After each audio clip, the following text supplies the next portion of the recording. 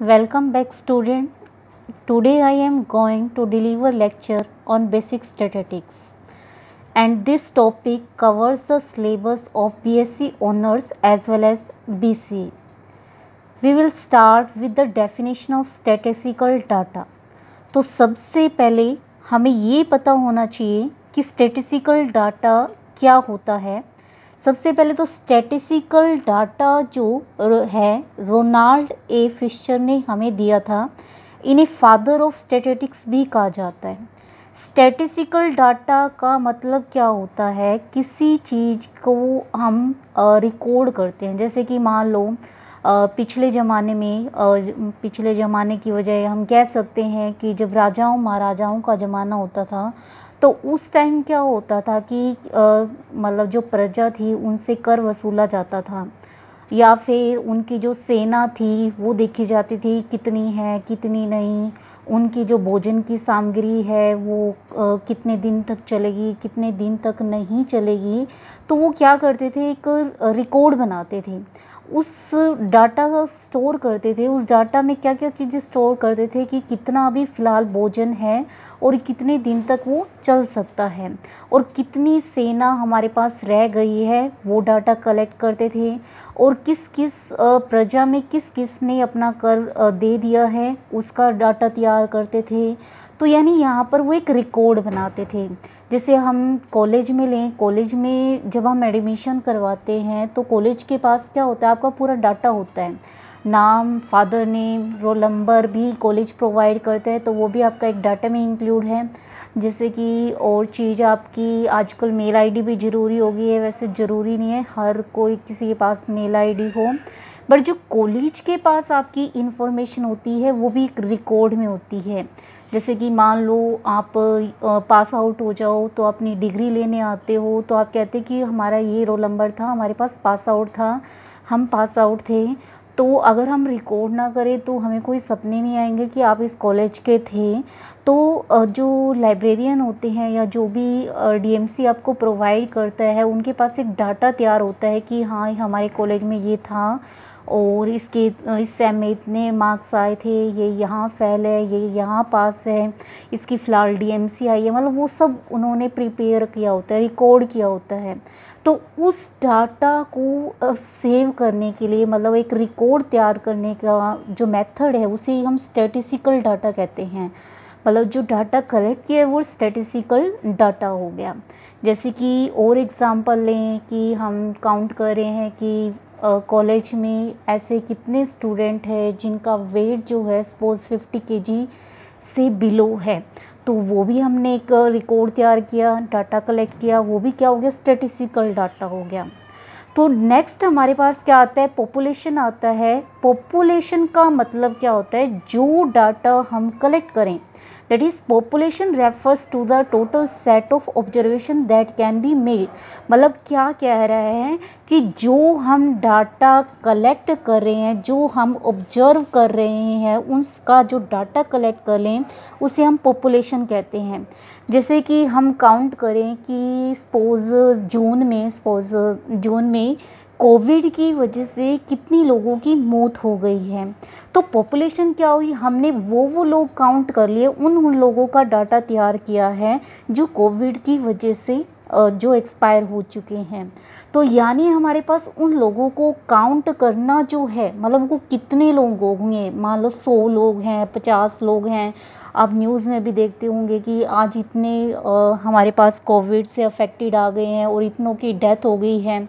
तो कितने लोग आए, मतलब वो हमारे पास क्या कहलाएगी, पॉपुलेशन। तो पॉपुलेशन हमारे पास क्या होता है, उन सभी ऑब्जर्वेशंस का सेट होता है जिसके ऊपर हम एक्सपेरिमेंट करने वाले हैं। तो दैट इज़ पॉपुलेशन। अब नेक्स्ट इज सैंपल। सैंपल क्या होता है, सबसे पहले तो हमें सैंपल देखेंगे कि क्या होता है, लेकिन एक चीज़ देखें कि पॉपुलेशन मान लो हम कलेक्ट करें, सपोज़ 2019 में एक्सीडेंट की वजह से कितने लोगों की डेथ हुई, पूरे दुनिया में देखना चाहते हैं। तो पूरे दुनिया में देखना इट्स डिफ़िकल्ट, बहुत ज़्यादा। इवन एक देश में भी आप देखोगे ये बहुत ज़्यादा डिफ़िकल्ट हो जाएगा। इसके लिए क्या करता है, इसलिए सैंपल इससे बचने के लिए क्या करता है कि ये पूरे पे ना कर करके उसके कुछ हिस्से पे करता है। जैसे पूरे देश में की बात करें, अगर वो पूरे देश का डाटा कलेक्ट करे, नंबर ऑफ़ एक्सीडेंट कलेक्ट करे और जो कि जिनकी डेथ हो चुकी है, तो वो क्या करेगा, पूरे इंडिया की वजह हो सकता है एक स्टेट को लेके चले, तो उस स्टेट के बेस पे कंक्लूज़न निकाल लेगा, या हो स्टेट भी फर्दर डिवाइड कर देगा, वो सिटीज़ भी फर्दर वो विलेजेस में डिवाइड कर देगा। तो सैंपल नथिंग बट क्या है, हमारे पास एक सबसेट ही है, किसका, पॉपुलेशन का सबसेट जो है वो क्या होता है, सैंपल। अब हमारे पास हम जो सैंपल की प्रॉपर्टीज़ आएंगी, जो सैंपल के कैरेक्टरिस्टिक्स आएंगे, वही पॉपुलेशन के कैरेक्टर से मैच करेंगे।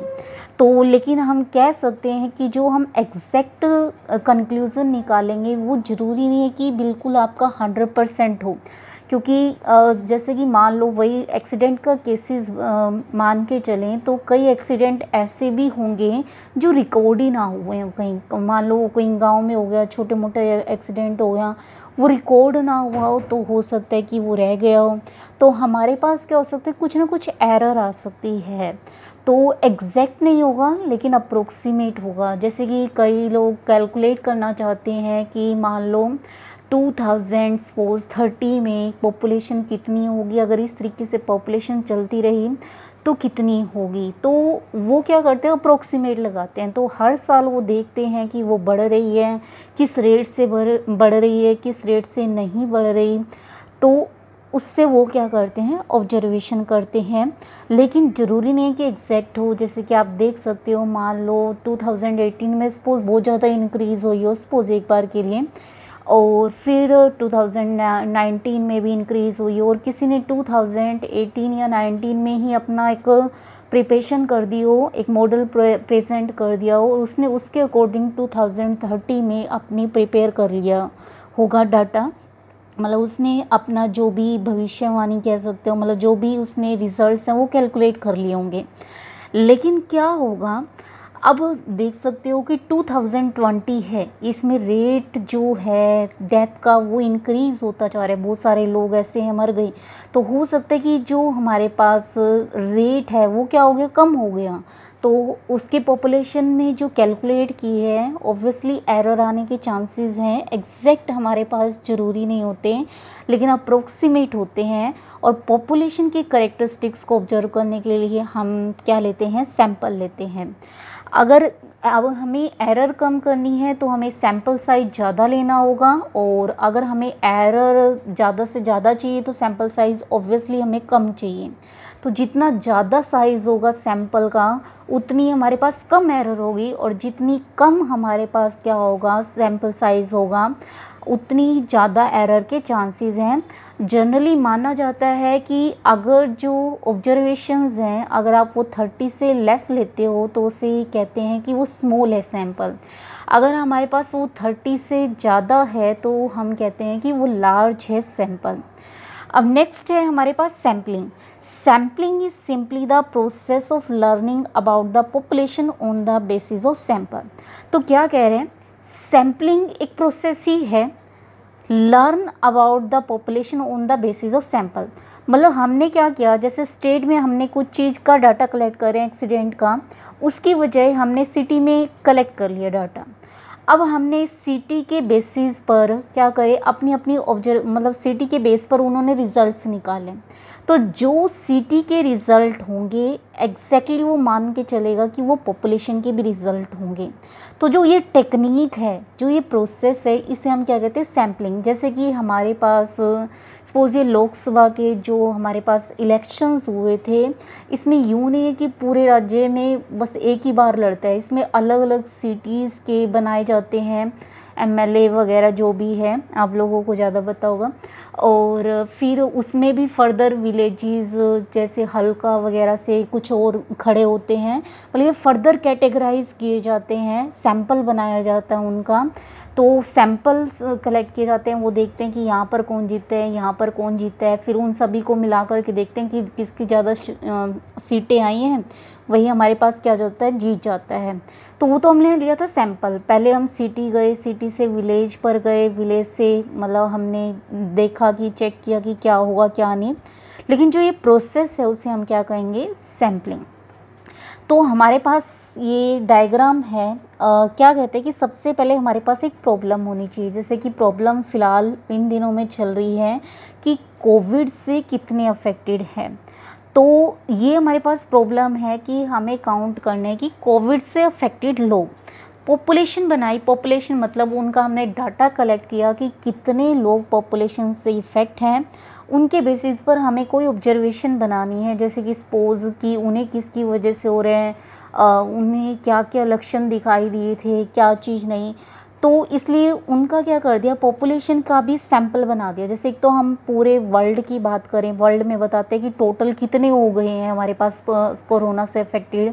फिर कहेंगे कि इंडिया में इतने हैं, अमेरिका में इतने हैं, फिर इंडिया में भी फर्दर कहेंगे हरियाणा में इतने हैं, हिसार में इतने हैं, झांसी में इतने हैं, ये सारी चीज़ें बताएंगे। तो हमने सारी इन्फॉर्मेशंस कलेक्ट की है उनके बारे में, फिर हम उसको एनालाइज़ करते हैं कि क्या हुआ, किसकी वजह से हुआ, कितने दिन में आपको पता चला, मतलब उसके बेस पर हम सब एनालाइज़ कर लेंगे। फिर हम उसके बेस पर अपना एक रिज़ल्ट बना लेते हैं, एक थ्योरी बना लेते हैं, वो आगे हम अप्लाई कर देते हैं। तो ये डायग्राम है पॉपुलेशन से रिलेटेड। अब नेक्स्ट है हमारे पास सैम्पलिंग। सैम्पलिंग हमारे पास हमने देखा था कि प्रोसेस है, जो भी हम रिज़ल्ट्स लेते हैं सैंपल के लिए वही हम अप्लाई कर देते हैं किस पर, पॉपुलेशन पर। नेक्स्ट जो सैम्पलिंग जो है वो 2 टाइप्स की होती है, one is random sampling and other is the non random sampling. अब सबसे पहले रैंडम सैम्पलिंग देखते हैं। रैंडम सैम्पलिंग वो सैम्पलिंग है जिसमें हर एक इंडिविजुअल्स को, इंडिविजुअल मतलब क्या होगा, जो पॉपुलेशन का मेंबर, जैसे कि हमने मान लो कि 2020 में वो बच्चे काउंट किए जिनका weight less than suppose 2 kg है, और वो बच्चे भी काउंट किए जिसका वेट सपोज 2 kg से बड़ा है। तो लेस देन 2 kg वाले भी देखे और ग्रेटर देन 2 kg वाले बच्चे बोर्न भी देखे हमने। वो जो मिला कर के बनाएंगे उसकी जो कलेक्शन है उसको तो हम क्या कहेंगे, रैंडम। मान लो उसमें कोई एक बच्चा है सपोज जिसका नाम ए है, जिसका वेट लेस देन 2 है, तो वो उसका क्या हो गया, मेंबर हो गया उस सेट का, और उस सेट के मेंबर को हम क्या कहेंगे, इंडिविजुअल। इस तरीके से हमने बड़े वाले भी लिए हैं। तो अगर भी कोई बच्चा जिसका वेट 2 से है वो भी हमारे पास उस पॉपुलेशन के अंदर इंक्लूड है, वो सेट का मेंबर है, तो उस सेट के जो पॉपुलेशन का मेंबर होता है वो हमारे पास इंडिविजुअल कहलाता है। तो रैंडम क्या होता है कि हर एक एलिमेंट को या हर एक इंडिविजुअल को इक्वल चांस मिले, यानी हमारे पास कोई बाइजनेस ना हो।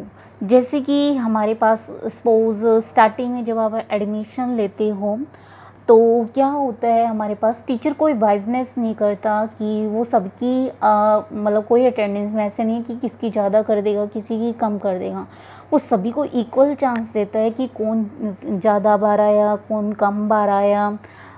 तो हमारे पास क्या सभी के इक्वल चांस है अटेंडेंस के लिए। तो this is random sampling starting में जब वो एडमिशन लेता है हमारे पास। या फिर आप देख सकते हो कि 2 बच्चे हैं सपोज ए और बी, पहले साल में ए बच्चा फर्स्ट आ गया, बी सेकंड आया, दूसरे में बी फर्स्ट आ गया, ए सेकंड आ गया। अब तीसरे में क्या होगा, तो तीसरे में दोनों के इक्वल चांस है, हो सकता है ए फर्स्ट आ जाए, हो सकता है बी फर्स्ट आ जाए, या हो सकता है कि दोनों ही फर्स्ट आ जाए, सेम मार्क्स आ जाए।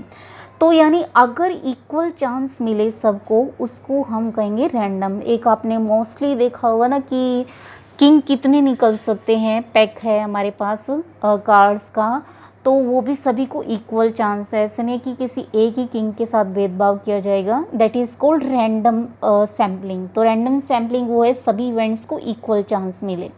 नेक्स्ट है नॉन रैंडम। नॉन रैंडम क्या है, जिसमें सभी इवेंट्स सभी इंडिविजुअल्स को इक्वल चांस ना मिले, यानी जहाँ बाइजनेस हो। जैसे कि हम कह सकते हैं कि सपोज पहले हमारे पास क्या थे, क्लास में 3 बच्चे थे फर्स्ट साल में, फर्स्ट ईयर में, देन सेकेंड ईयर में 2 रह गए और फाइनल ईयर में एक ही बच्चा रह गया।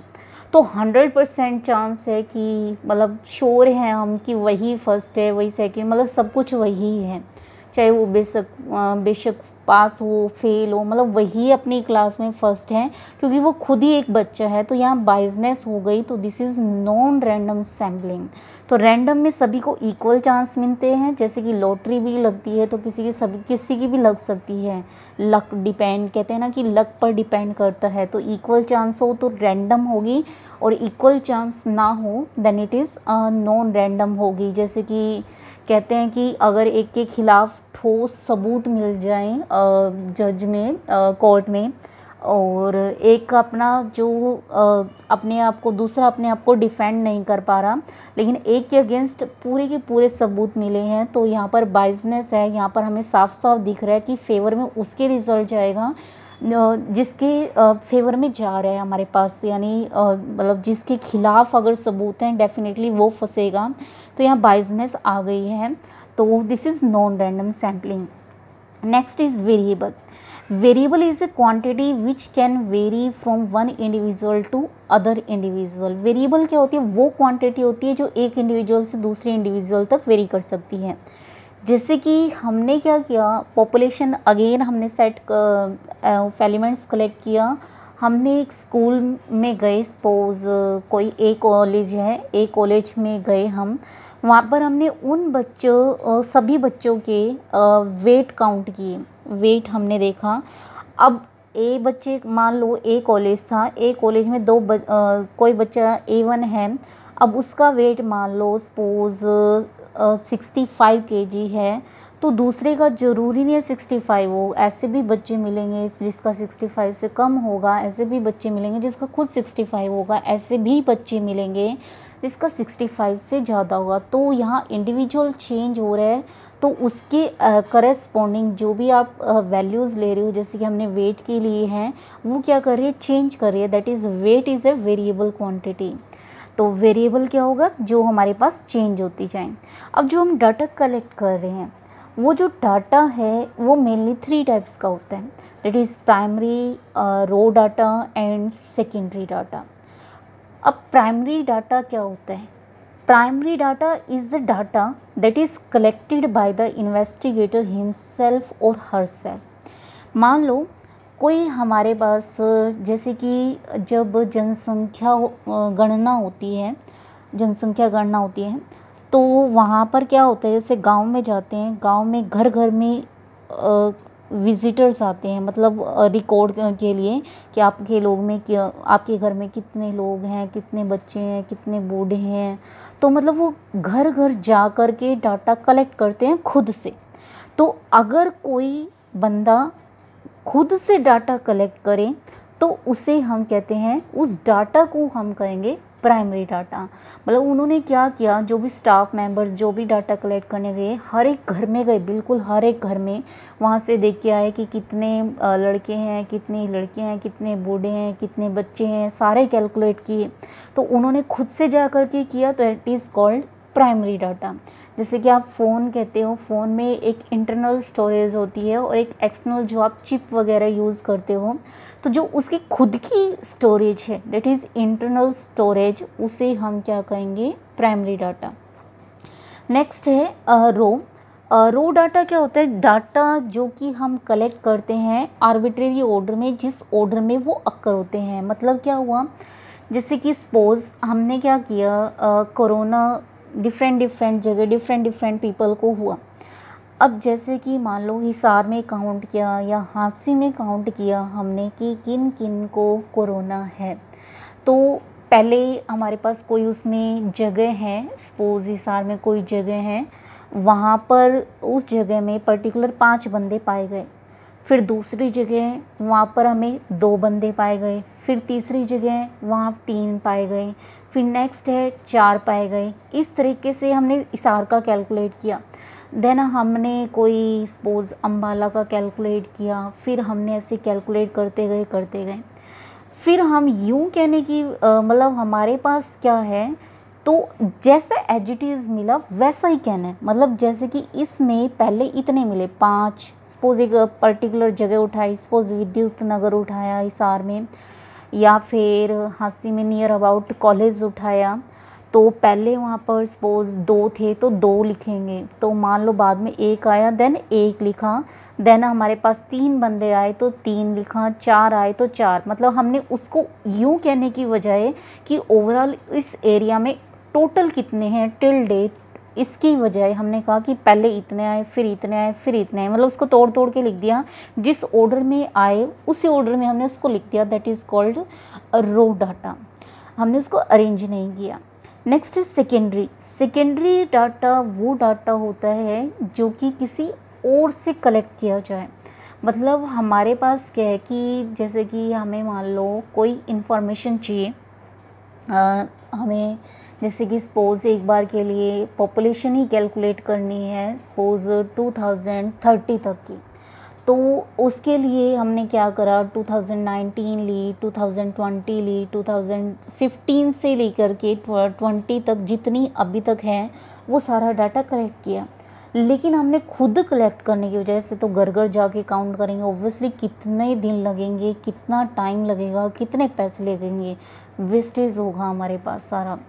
तो इसकी बजाय ये क्या करेंगे, किसी और ने, जैसे वो स्टाफ्स गए थे वो डाटा कलेक्ट करके आए थे कि कितने बंदे हैं कितने नहीं, उन्होंने वो डाटा उसी से ले लिया, तो वो क्या हो गया सेकेंडरी। मतलब उन्होंने खुद इतनी खुद से कलेक्ट नहीं किया, बल्कि दूसरे का कलेक्ट किया हुआ यूज़ कर लिया, तो that is secondary data.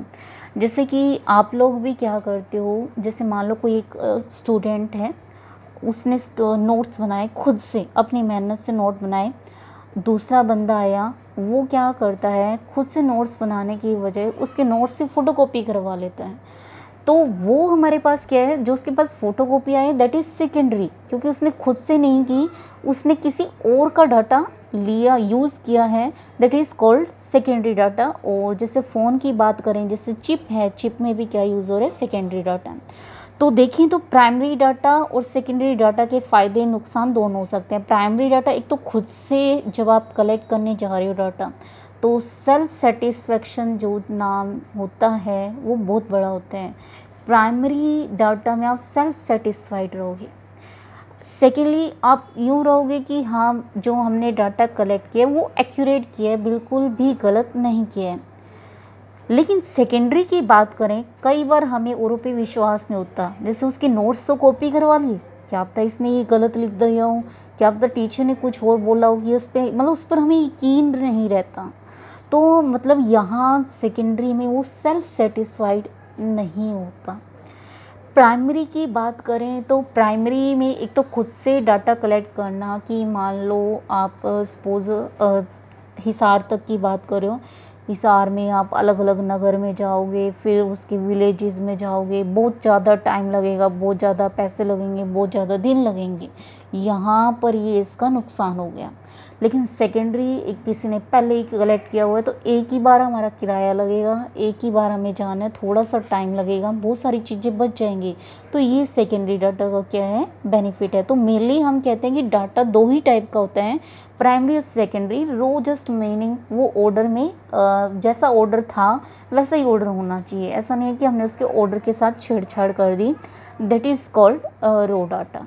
Now next is array. Array क्या होता है, arrangement of data in an order. जैसे हमने रो क्या कहा था कि उसको हमने अरेंज नहीं किया, जिस ऑर्डर में मिलते गए वहाँ हमने लेते गए, लेकिन उसको हम अरेंज कर दें या तो इंक्रीजिंग ऑर्डर में या डिक्रीजिंग ऑर्डर में, तो उसी हम क्या कह देंगे, एरे।